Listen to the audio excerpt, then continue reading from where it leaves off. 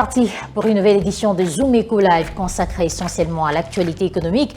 Mesdames et messieurs, bienvenue à tous. Au cours de ce magazine, nous reviendrons sur les niveaux de l'inflation en République démocratique du Congo au 20 février 2026. Nous parlerons également des prix actuels des légumes des saisons pour le mois de mars. Mais avant tout, je vous invite à suivre les nouvelles en bref et on se retrouve tout juste après pour la suite.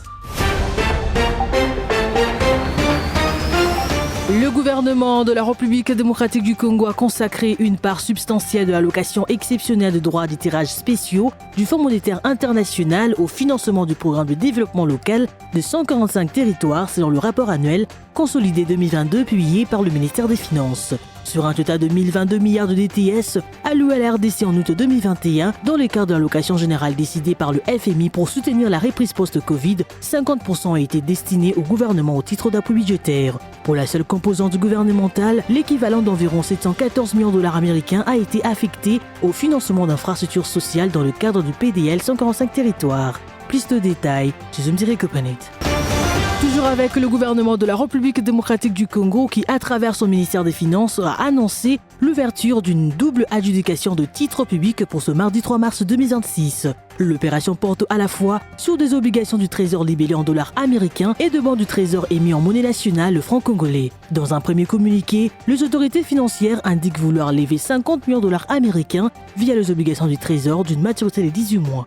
Plus de détails, je me dirais que L'allocation exceptionnelle de droits de tirage spéciaux décidée en 2021 par le Fonds monétaire international a amélioré la position extérieure de la République démocratique du Congo selon le rapport annuel consolidé 2022 du ministère des Finances.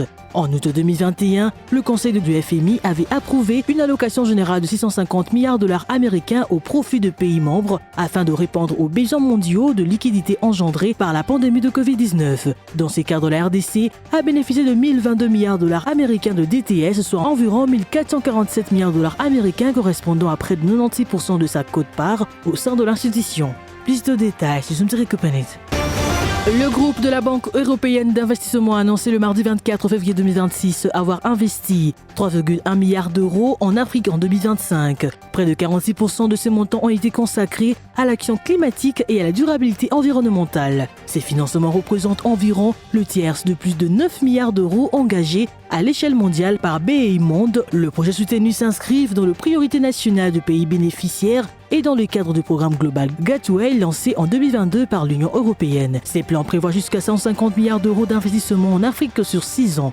Plus de détails, je me dirais que De retour sur ces plateaux pour prendre les chiffres clés avec Judith Unamaka qui nous parle aujourd'hui du niveau de l'inflation en République démocratique du Congo au 20 février 2026. Elle fera son entrée sur ces plateaux juste après ces transitions.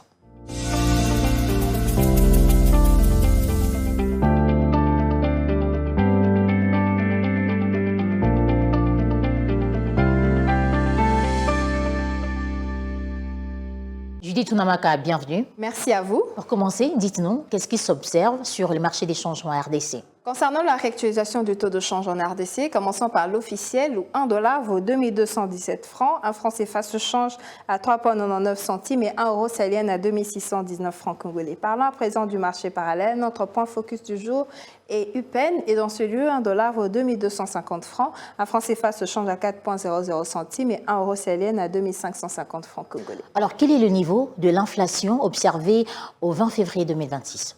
Concernant l'évolution de l'inflation hebdomadaire en République démocratique du Congo, notons que l'inflation est passée de 0,11% la semaine précédente à 0,20% à l'échéance dont nous parlons, c'est-à-dire au 20 février 2026. Et cette légère accélération du rythme de formation de prix est expliquée par les effets justement décalés du taux de change à la reconstruction du stock par les opérateurs économiques après la phase justement des fortes consommations des biens et services observées depuis la fin de l'année 2025. Qu'en est-il alors de la contribution de l'inflation? Pour ce qui est de la contribution à l'inflation, commençons tout d'abord par les fonctions des produits alimentaires et boissons non alcoolisées, dont la pondération était de 70,02%. À la première semaine du mois de février 2026, il s'est situé à 60,9% et à la deuxième semaine de février à 72,9% et à la troisième semaine, il s'est observé à 67,2%.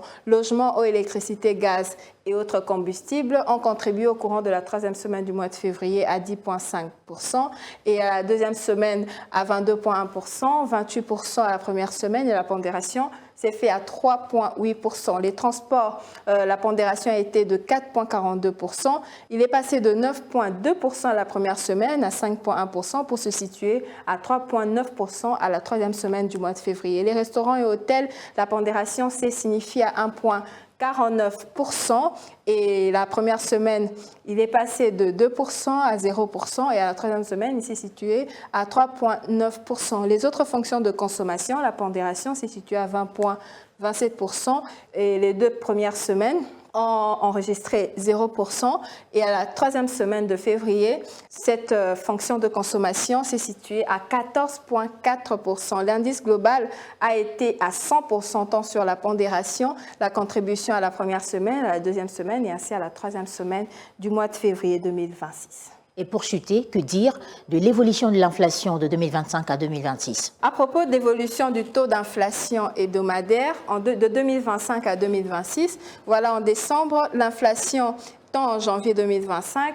s'est située à 0,31% et cette tendance est située à la même échéance pour être à 0,16% en juillet 2025 et à moins 0,10% en août 2025 et à moins 1,16% en septembre 2025. Et en octobre, il s'est situé à moins 1,88%, en novembre à moins 1,37%, en décembre à 0,10%. Et en janvier 2026, l'inflation a été de 0,11% contre 0,20% en février 2026. Et notons que l'inflation en cumul et en glissement annuel s'est située comme suit. En cumul annuel, le taux d'inflation est ressorti à 1,48% contre 1,55% en 2025 à la même période. En glissement annuel, il a atteint 2,19% contre 10,66% à la même période en 2025. Merci à vous, Judith Onamaka, pour ces précisions. Merci à vous, Juvette. C'est toujours un plaisir. Selon le dernier baromètre du sondage Le Point, réalisé entre le 23 et 24 février 2026 auprès de 1000 personnes à Kinshasa, l'adhésion populaire à l'accord signé en décembre 2025 entre la RDC et les États-Unis d'Amérique est massive mais exigeante. Pour en parler dans le dossier du jour, Gardi Diana sera avec nous sur ces plateaux juste après ceci.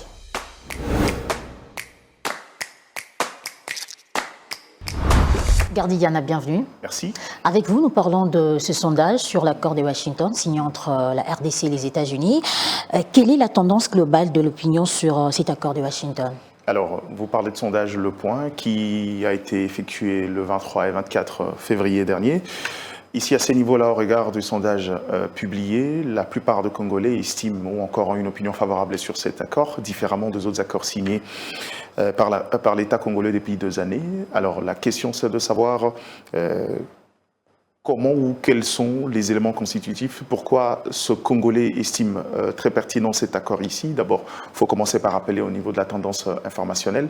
Beaucoup estiment avoir pris connaissance de l'accord par la voie des réseaux sociaux. On parle ici d'un taux de 78% de Congolais qui ont connu l'accord par les réseaux sociaux. La presse en ligne et la presse écrite intervient en deuxième position avec 67%, ce qui veut dire que puis 66% pour la communication de bouche à l'oreille. C'est un indicateur essentiel pour voir à quel point cet accord est fait dans l'intérêt de la population et le fait que cet accord a été fortement sensibilisé et vulgarisé. Les Congolais connaissent la teneur et la connaissance de cet accord, ce qui fait qu'aujourd'hui, beaucoup se montrent favorables, surtout au regard de la gestion de ce cas et surtout de l'approche communicationnelle choisie par l'État congolais pour faire comprendre aux Congolais qu'il s'agissait d'une tangente prise pour pouvoir résoudre de manière conséquente cette question de la guerre de l'Est. Et donc, voilà en gros la tendance générale qui se dégage et le Congolais se montre favorable à cet accord-là, qu'il juge très pertinent pour la suite de l'avenir de l'État.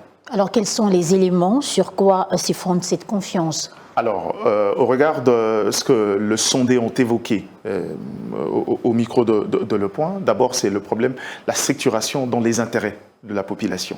On parle ici de grands projets. Déjà qu'il faut rappeler que cet accord serait en termes de capital le plus grand accord signé par la RDC. On parle d'un capital de 500 milliards de dollars américains avec une projection de la création de 3 millions d'emplois étalés sur 15 ans.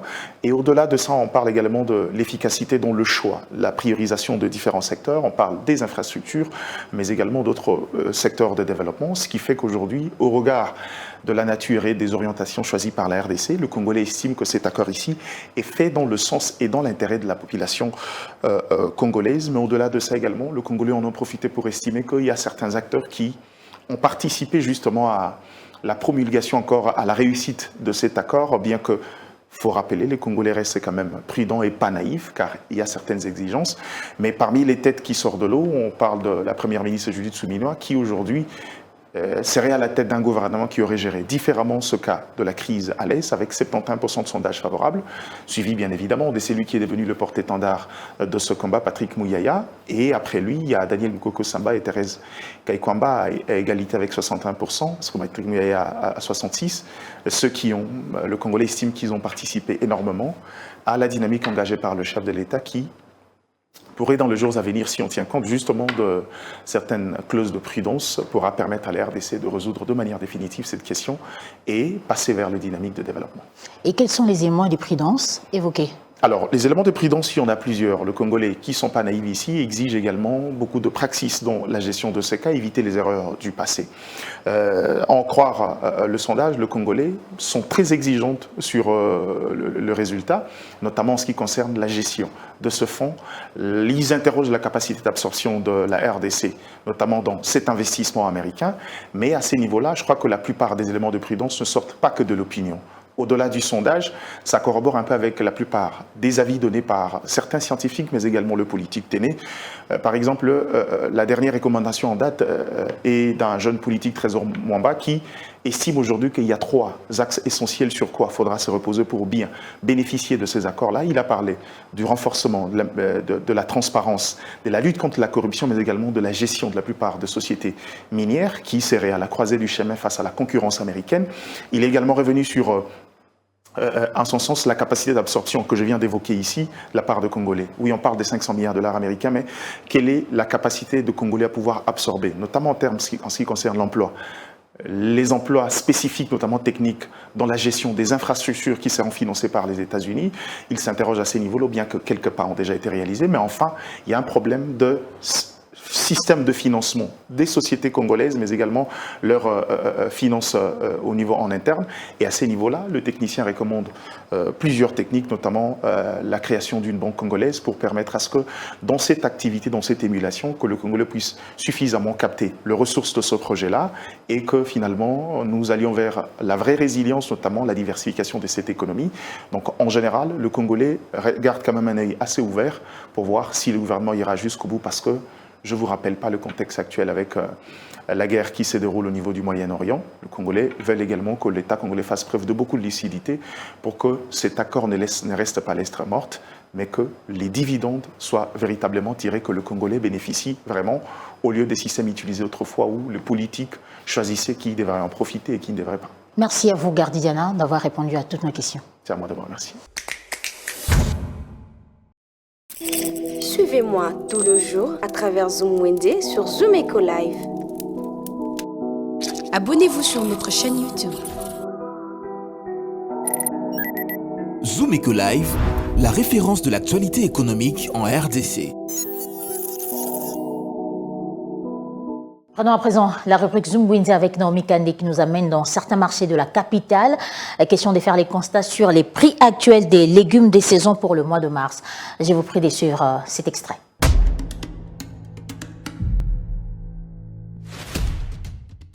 En mars, Kinshasa profite de délices de la saison de pluie avec une abondance de feuilles vertes locales, telles que le feuille de manioc communément appelé pondou qui se vend à partir de 5 000 francs la botte. On retrouve également le feuille d'amarante, appelé en lingala bitekuteku, qui se vend entre 3 000 francs et 4 000 francs congolais, tout en dépendant de la quantité de la botte. Le feuille de patate douce fait aussi son apparition en mars, avec son prix qui varie entre 1 000 francs et 3 000 francs congolais. Toujours au même coin du marché de Kinshasa, Une petite botte de gombo ou dongo-dongo en lingala revient à 1000 francs et 2000 francs. Zumwende découvre également les aubergines qui se vendent à 1500 francs et 2000 francs. Le chou fait également son apparition au mois de mars qui revient au prix de 2000 francs la boule. Terminons ces marchés avec une botte de ciboulettes qui se vend à 500 francs ou plus.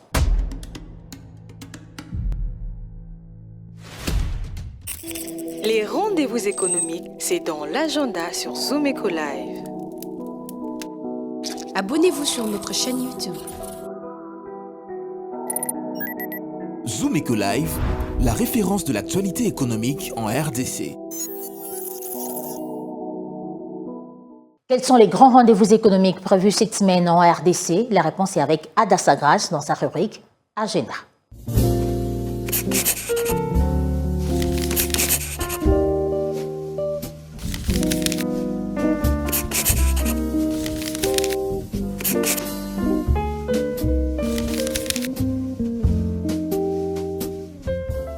Bienvenue à l'agenda, voici les rendez-vous économiques. La plus grande convention minière au monde dénommée PDAC avait débuté le 1er mars 2026 à Toronto, se poursuit jusqu'au 4 mars prochain. À présent, signalons qu'Africa Arena Kinshasa Samant se déroulera à Kinshasa, précisément à Silkin Village, le 4 mars 2026 et cette édition marque une étape stratégique majeure dans le positionnement de la RDC sur la scène africaine et internationale. Enfin, le petit déjeuner sur le leadership et le pouvoir est prévu le 6 mars prochain au siège de la CCIFC Kinshasa. Merci de nous avoir suivis. Au revoir.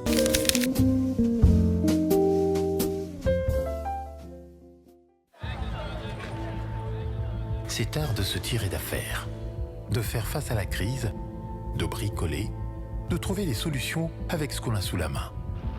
Un art dans lequel les Congolais ont développé un savoir-faire particulier. Article 15. Débrouillez-vous pour vivre. Pour ce nouveau numéro, Article 15 nous parle d'un vendeur ambulant des viandes des dindes qui a accepté de partager son expérience avec nous. C'est un reportage réalisé par Junior Bolamba.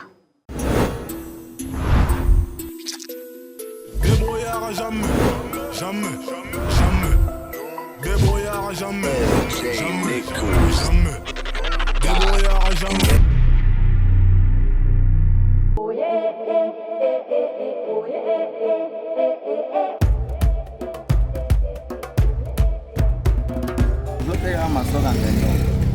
Masoga nendo nazosumango na FDM na 11 000 francs.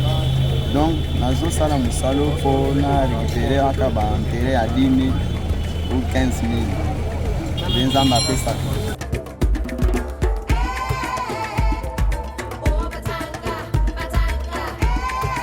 mosala na nga oyo nabandi yango kala nasali kaka 5 ans na mosala oyo. Donc mosala oyo ezofutaka ngai mbongo ebele ka 10 000 15 000.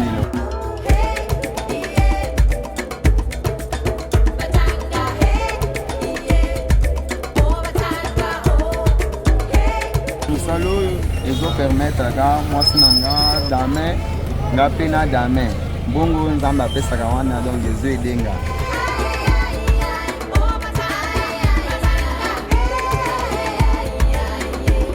mosala oyo tozosala yango ezaka bien nazozwaka mwa moyen wana ezoede ngai donc nazeli ka fatigue aluka mosala mosusu donc tobanda kosala yango.